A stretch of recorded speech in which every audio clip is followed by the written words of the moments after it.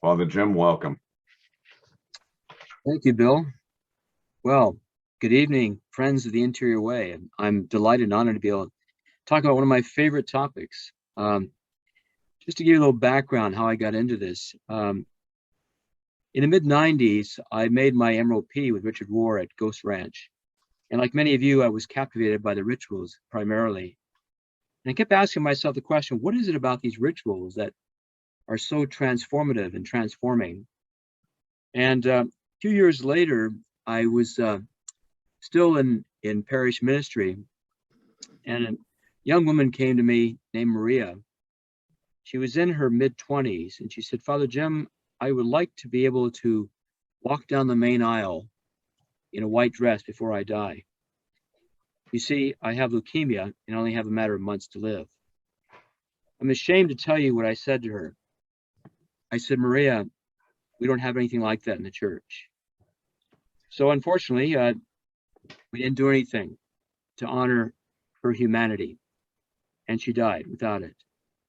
But her story and our conversation never left me, and so those two experiences are what drove me to decide to do my PhD dissertation in the whole area of ritual as transformation for the individual and for society. And what I discovered was something that was, for me, personally embarrassing. Here I was, a priest of many years, and I just assumed the sacraments were rituals. The short answer is no, they're not. Instead, they're called liturgical rites. And as I go through the talk tonight, you'll have a better sense of why this is true. We live in what is called a de-ritualized society. Anthropologists tell us that one of the signs that a society or a culture is dying is when rituals disappear. Rituals are a way of holding together the interior life of a person and a society. Our science, as good as it is and a blessing as it is in many areas of our life, has forced us into what is called literalism.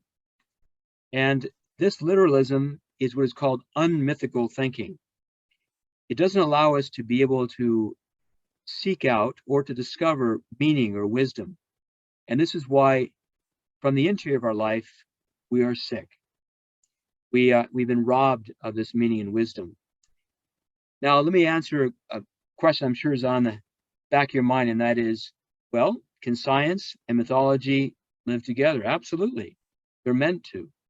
They both have a different direction and a different purpose in the lives of human beings. Viktor Frankl, who well-known author and the father of logotherapy, says that meaningfulness makes us well. Meaninglessness makes us sick. Results of this type of meaninglessness are things like complicated grief, sexual violence, identity crisis, and unprecedented fatherlessness. So C.G. Jung, very famous Swiss psychoanalyst, points out that balance between the interior life and the external life are required for mental health. In his language, it's a balance between the conscious and the unconscious. This can be mediated only through symbol, metaphor, ritual. So if you can remember that, that's the most important thing in the presentation this evening. Because to live the symbolic life is to live the religious life, is to live a life of meaning and purpose. Symbol is what it is and much more. This is why ritual is so powerful, because the symbols are chosen by the individual, the community, or the society that's creating the particular ritual. Ideally, rituals are meant to be personalized. That doesn't always happen. Here's a wonderful quote from American monk Thomas Merton. He said, "The rituals of religion may at first seem to have little in common with each other, but the true symbol does not merely point to something else. It contains in itself a structure which awakens our consciousness to the inner meaning of life and of reality itself. A true symbol takes us to the center of the circle, not to another point of the circumference." The ancient peoples remind us that human beings are ritual-making and ritualizing creatures with hierarchical modes of or layers of ritual expression. For over 70,000 years, ritual expression has been used by human beings. That's a long time. What happened for us as Westerners to drop the use of it? Well, it all began with the age of rationalism in the 17th century, where we began to feel that the more educated we got, read academically trained, we no longer needed those, quote, primitive ways of expressing ourselves or connecting with the cosmos. And so bit by bit, these communal or cultural rituals were dropped. Ideally, myth and ritual operate in tandem. The ritual is meant to enact a personal or collective myth. A myth is just a large story, a story that's been around for a long time that speaks to the individual or individuals. So for those of you who are religious individuals, think of it this way, is that originally the Eucharist was just that. It was story and ritual. So we call it word and sacrament, word and sacrament. But over the years, centuries, clergy got involved in it and began to move it away from the original ritual, which it was, into a ceremonial rite. Therefore, it lost its original power of transformation. So I speak about rituals having hierarchical modes of expression. Think of the ritual as an archetype. So it's an interior reality. Interior reality is expressed consciously. So you cannot do a ritual just by thinking about it or wanting to do it. It has to be embodied. So if you think of it as a triangle, that archetype of ritual, underneath it, ritual being the highest form, underneath that is ceremony. Ceremonies mark times of accomplishment or completion. Think of graduation, anniversaries, opening day, military ceremonies. Ritualizing behaviors, which comes underneath that, is what creates order in our life. So things like cleaning out a closet, spring cleaning, dealing with grief. We find ourselves doing things repetitively, going back to visit a graveside, for example. Even addictive compulsive behavior would be considered ritualizing behavior. It's a way of creating, from the perspective of the individual, some type of order or control over reality. Routines are different. They bestow internal comfort.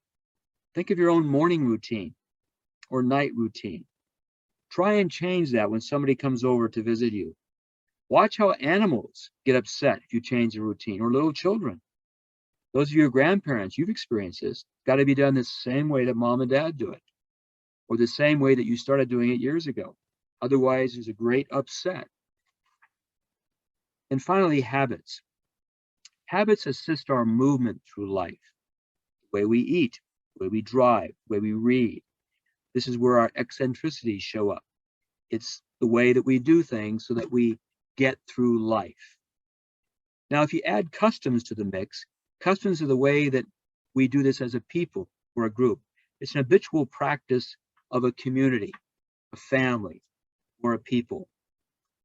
Rituals are different. On top of all of these, rituals are transformative. It's not about feeling good. It's not about routine. It's not about comfort. None of that. Rather, rituals are things like initiation, dealing with transition, dealing with death or loss, or emotional blockades. So here's my definition for rituals. Rituals are symbolic, encoded gestures with a concise, meaningful vocabulary for ordering our life. Friends, we are hardwired for ritual. Because what it does for us, as Illiadi, very famous anthropologist, points out, it connects my story, my experience, with the story of the universe. It's what liberates us into a new way of seeing, if we can say the word, into believing, into experiencing reality. Robert Johnson has a powerful quote, famous Jungian analyst, who says, "The psyche makes no distinction between ritual and reality. Both are viewed metaphorically. Both are viewed metaphorically." So this is why, for some people, reality becomes the ritual. Let me give you a dramatic story to illustrate this. One night, I had finished giving a talk at a parish, and it was late. I was tired. I had a long way to drive back home. I walked out in the parking lot, and I was greeted by a longtime friend of mine that I had met when she was in youth group, my first assignment. One look at her, and I could tell she was not in a good shape. In fact, she said it rather directly. She walked out of the shadows and said, "I'm thinking about taking my life." Well, thankfully, I had the presence of mind. And let me say to you that I knew she was in therapy with a very good therapist that I'd recommended. So she said, "Thinking about taking my life." And I said to her, "You should do that."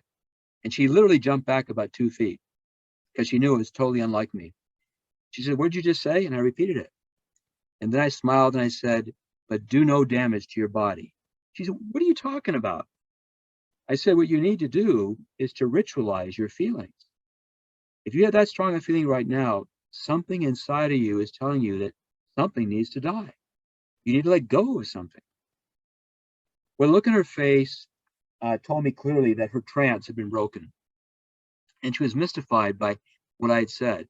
Just to check, I followed her part way home and realized she was going to be fine. I says, "Give me a call tomorrow and we'll talk about it." And so sure enough, she called, very inquisitive. We talked it through. Long and short of it was, she planned what we'd call a death ritual. And what she needed to let go of, what she needed to put to death, was her childhood. And so in a very genius way, she went out and she bought a wooden coffin for a baby. And in it, she put some memories from her childhood, and she put a plant, and then she dug a hole. She asked me to be the witness. She dug a hole. She buried the whole thing. She walked away. That was the beginning of a real transformation in her life. It was so profound. It didn't happen overnight. It wasn't magic, but that ritual opened the doorway to a new experience of her reality. She'd gone through some painful stuff in her life. So much so that a few years later, her therapist announced that she was cured. There were so many things that she had to do to do that, but she found ritual to become a real friend for her on her journey. So the second thing I want you to remember, so very important, is the language of the psyche is symbolic or metaphorical.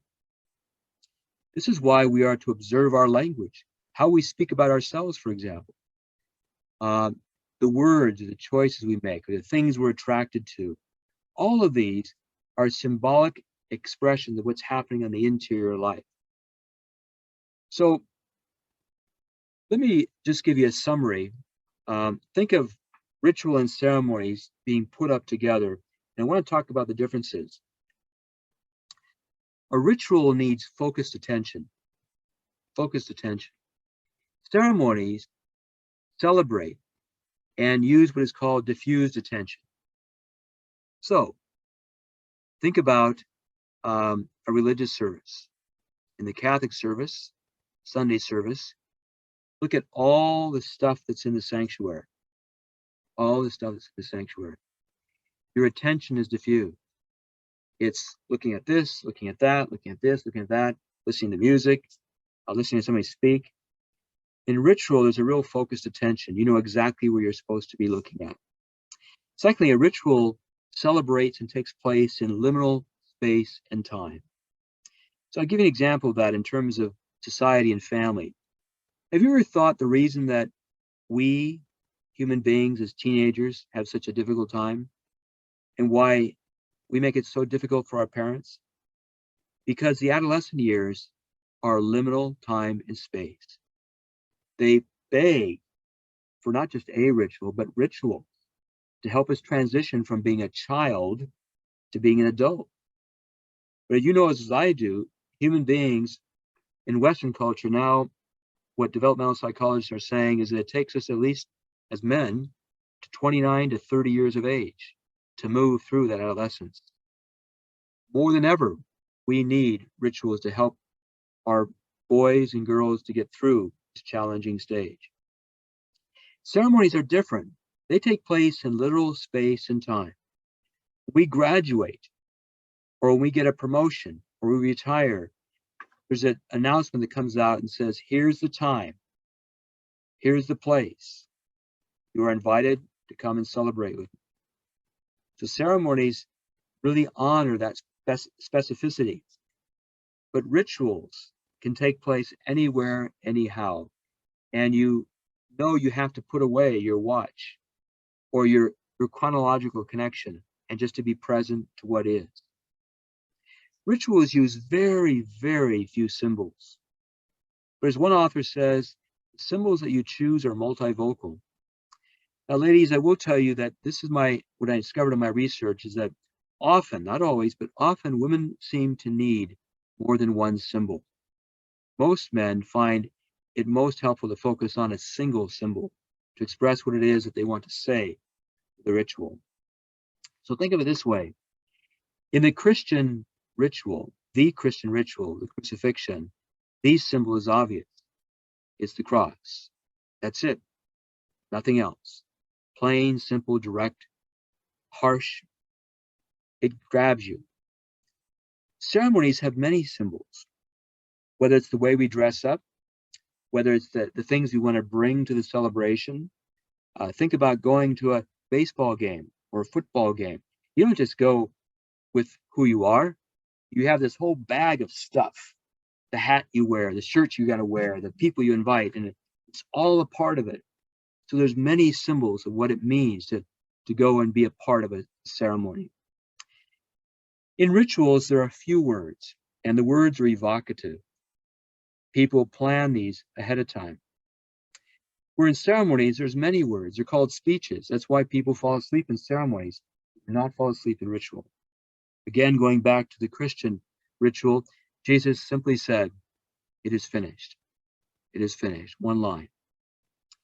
So these type of things remind us of the difference between the two. One other very important difference is rituals must use embodied action. You can't think your way through a ritual.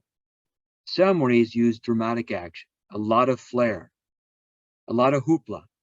Very, very important. The rituals also engage the shadow, or what we call the emotional polarities of the inside. This is why, for example, so often we feel uncomfortable in ritual space. If, for example, we're at a wedding or we're at a funeral, ideally it's meant to be collectively seen as a ritual, but people get nervous. They might laugh at a funeral, or they make comments at a marriage that might be inappropriate. Again, that's engaging the shadow, engaging the shadow. Ceremonies are very different. It's about comfort, wanting to feel good about what's taking place so you can clap and cheer. There's no clapping and cheering in ritual, not at all. The last thing that's different is that rituals involve a witnessing community.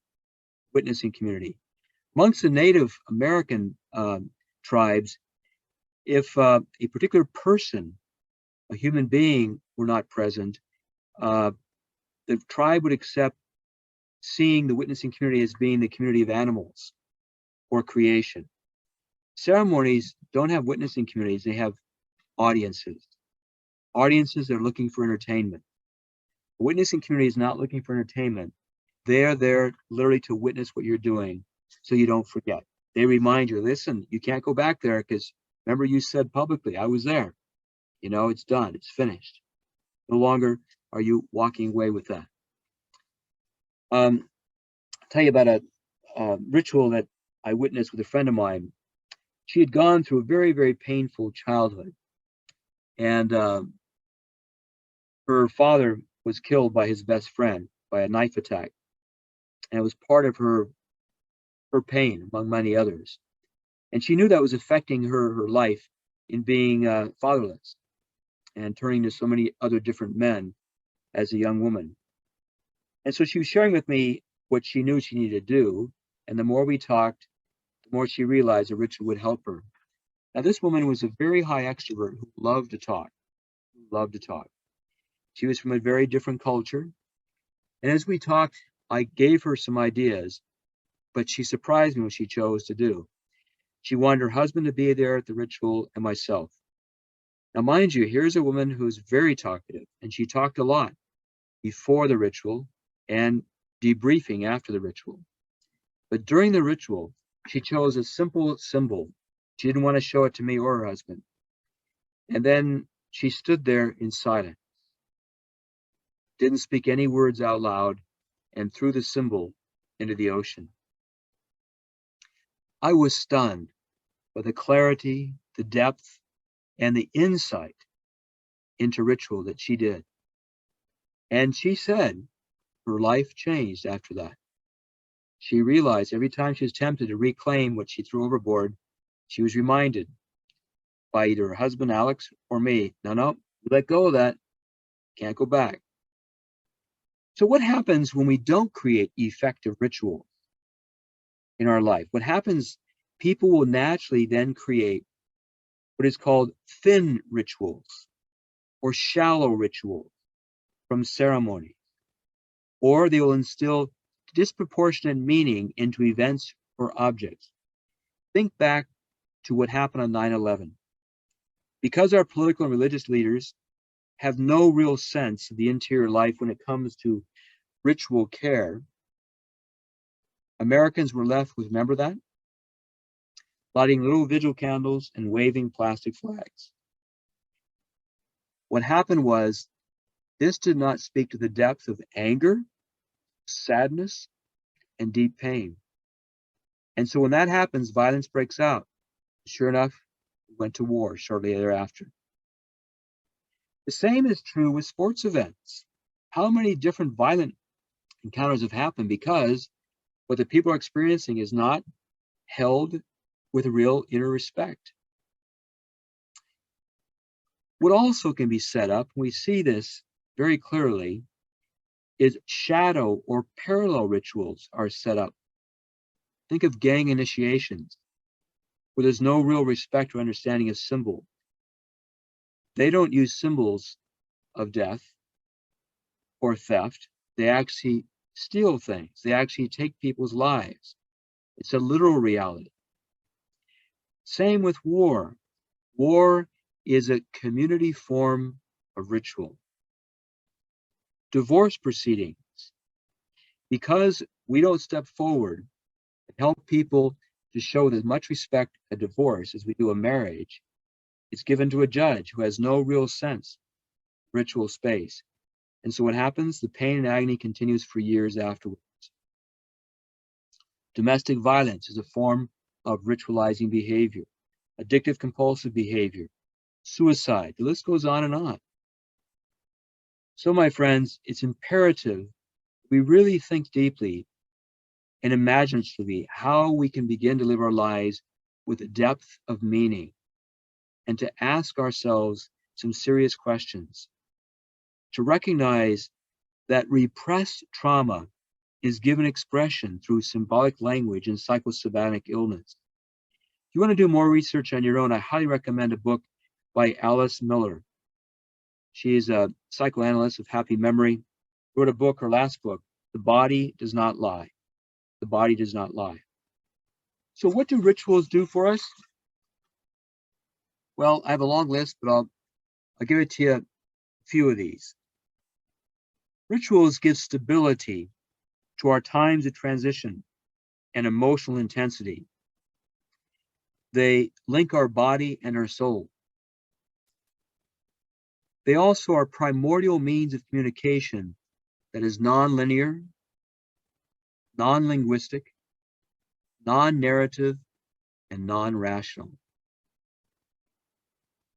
It accompanies our life stage development and progression.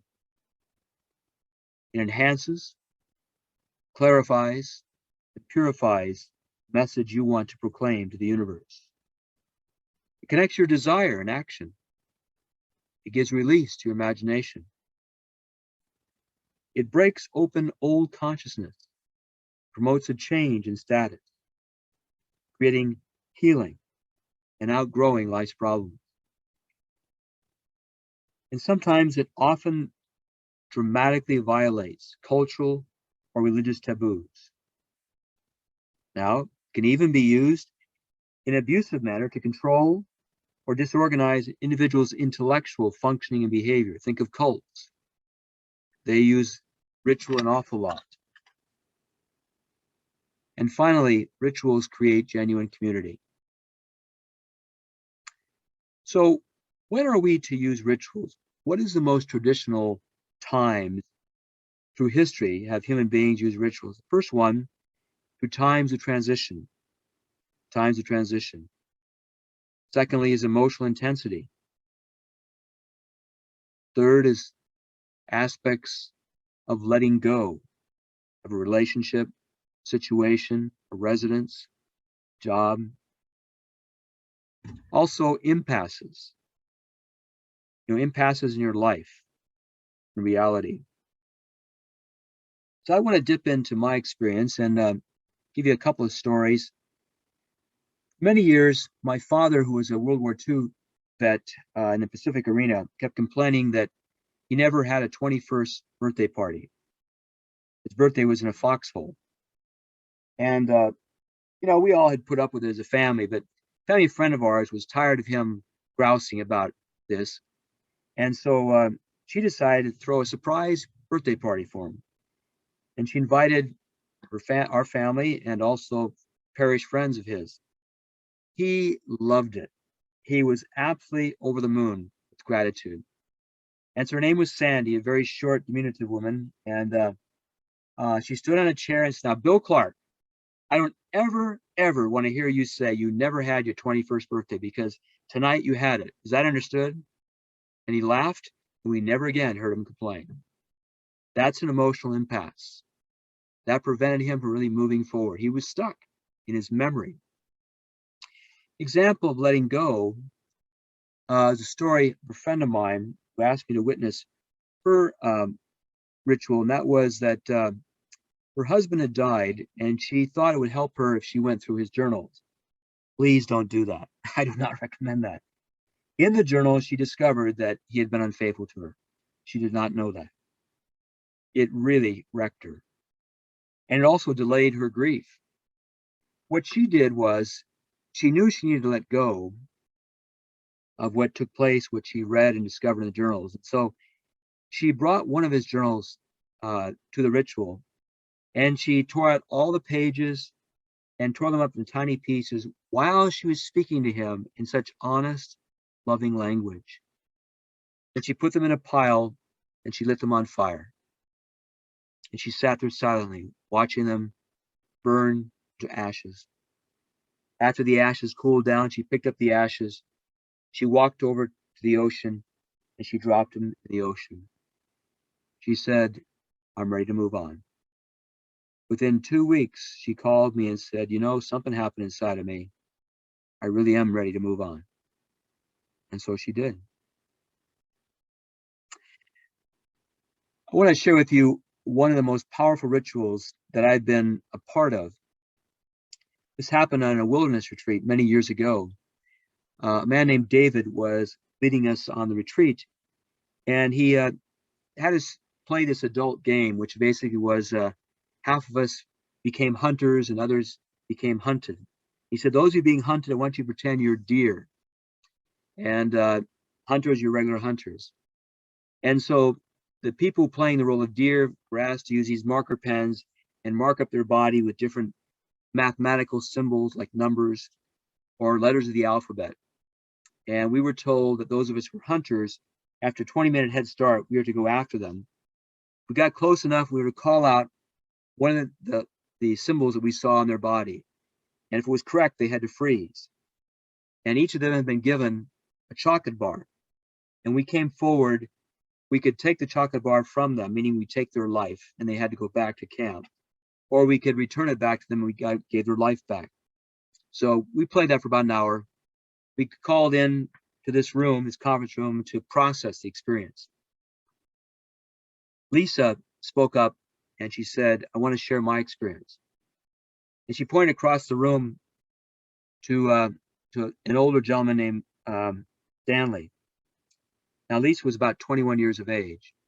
She said, you know, when Stanley gave me back the chocolate bar, I thought and felt like God was giving me a second chance. She said, 18 months ago, I was raped. My parents thought if I came on this retreat, it might help me. So David, who was facilitating the thing, said, Lisa, would you be willing to trust me with a ritual? I was surprised that Lisa nodded her head slowly, and he told her to stand up and follow him, and he motioned to us men to come behind her. We went outside, and he had Lisa stand on the top of this ledge, looking out over this canyon. He said, now, Lisa, when you're ready, I want you to place your arms across your chest, close your eyes and nod. When you're ready, I want you to just let yourself fall backward. I don't think I could have done what she did because she never looked behind her. What we had done is we had formed two lines and created like a, what would you call it, a platform in which we'd catch her. And sure enough, we caught her. And one by one, each of us men spoke to her in the depths of our being. The first man said, Lisa, see, not all men are jerks. Another man said, Lisa, forgive us men for not really respecting you. Went around the whole circle. What we didn't realize is all the women in the room behind us were standing at the window watching what was happening. It's a powerful experience that helped her to move forward from that very violent, aggressive, destructive life experience. So, my friends, how do we do this stuff? How do we make it real? Well, the key is intentionality. The key is a focused mindset. Transformation happens when the ritual practitioner surrenders to the experience. When you get out of your head and into your imagination, you begin to realize new reality, to imagine a new reality. So rites of passage in general, help us to do this. When they're not consciously engaged, they become tepid at best in their developmental impact and can even be destructive to some individuals, and thus to society. But ideally, when the focus is there, the transformative power takes place. I've been blessed to be at numerous ritual experiences. And time again, I've witnessed this power firsthand and secondhand. Now, what happens when it doesn't work? I'm not naive enough to know that not all rituals work. There's reasons for it. In my book, Creating Rituals, I developed a whole chapter speaking to why some rituals don't work. The most common reason is when people try and put too much into the ritual. In other words, we're doing a ritual so I can let go of all my life's pain. Doesn't work. Not focused enough. The more focus you have, the more clearly you'll see a result. So here's what rituals need in order to be effective. Mindful preparation. Pay attention to the details. The native peoples would tell you there's no rush. Remember, you're moving into non-linear time. It's not chronos, it's kairos. So maybe you need several weeks, some instances months. But take the necessary time and reflect on the details, what you need to say, what symbol you're going to choose, who do you want to be there, all the things I've already named for you. Secondly, keep it simple so that you can be consciously focused on what's happening. It does not need to be long. It does not need to be long. Third, liminal space and times means you're out of regular time and space. So when I did a ritual with my mother. First thing she said once I explained it to her, "It's not in my house." And she was right. She was right. So she chose to have that ritual at a time when we were traveling. We happened to be in Rome. Get this, in a terminal, airport terminal. She says, "Now I'm ready, right here." Powerful symbol. The other thing is, choose meaningful, multivocal symbols. Be wary of choosing too many symbols. That dampens or lessens the impact. And then choose your performative words. In other words, honor the power of words. So for women, often this means finding your own voice. Don't be surprised if you're a very genteel person, that you're not used to swearing, for example, and you feel moved to have to say some swear words. Or maybe like my friend Morose, that you feel like it just gives me silence. But often it's just a few words or a few sentences. Next is a dramatic embodied action. Maybe crawling, maybe walking, marching, diving. What's the action? Is it burning? Is it burying? The action is very important. When my brother Daniel was going through a very painful divorce, where he ended up struggling with suicidal ideation, I knew he was in a deep, deep, dark place. And I must admit, I was very concerned for him. He's a taciturn man, rarely speaks, and that made it even tougher to connect with him. But I felt very prompted to offer him the wisdom of the ritual experience. I said, "Would you consider doing a ritual?" He said, "Yes." Long and short of it was, he chose the day he wanted to do it in one of our brother's backyard. And I told him, "Please choose a symbol of what your former marriage represents to you." He chose a motorcycle chain. And a symbol of what your new life you want it to be. He chose a health product. And so he wanted 3 of us brothers to be there with him, his 3 favorite brothers. And we all stripped down to our running shorts. And then we oiled up Daniel's body with vegetable oil. And then I said to him, I said, "Daniel," or actually who's Danny, "Danny, Mom gave birth to you, your first birth. It's time for you to be birthed into the world of men in a new way." So the 3 of us brothers got down on our hands and knees, and we created what I would call like a male birth canal. And I said to him, "Okay, now, Dan, you got to try and get through this." Typical brothers, we made it very hard for him. We called him names.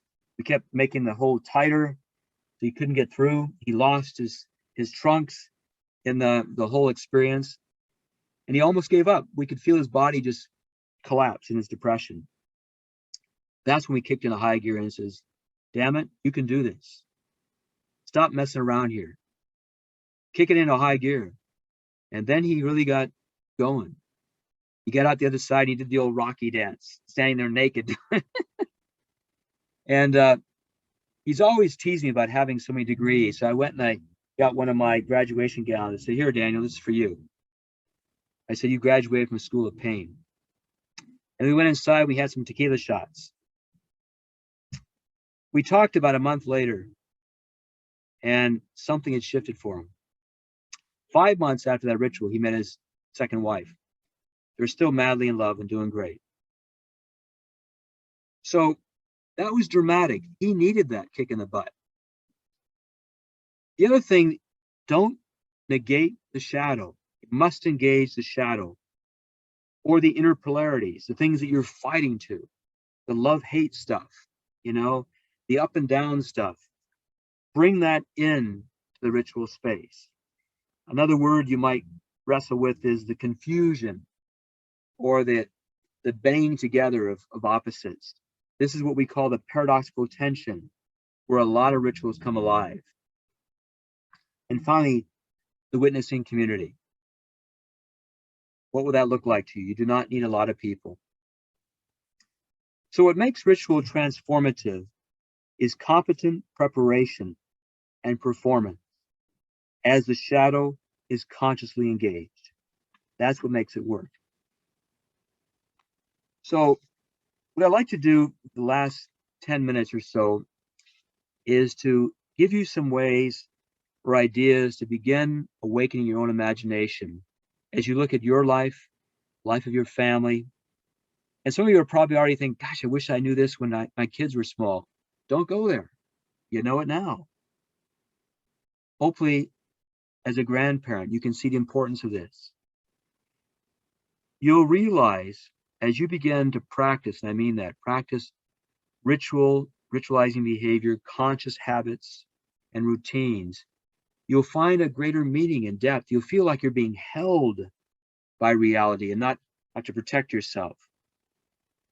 So when can you look for, or what type of opportunities present themselves for ritual? Here's a list. So if you've been a victim of violence of any shape or form, or you have a family member who's that way, ritual can unlock and unleash the person from being stuck in the past. Think of the story of Lisa. New situations require ritual creativity and imagination. For example, changing of residences. When my parents both died within 3 weeks of each other, none of my siblings could buy the others out. So we decided to sell the home that we'd all known for 56 years. We did a house cooling ritual so that we could take the memories out of that building, put them where they belonged in our own souls. Powerful experience. If there's a change in health status, or recognizing or willing to embrace the aging process, great time for ritual. The entrance of a foster child into the family, or, for example, going back generations, hundreds of years, the engagement period in cultures had several different ritualizing practices preparing the bride and groom to truly be married. Divorce, that screams out for ritual, with or without person who is being left. Infidelity.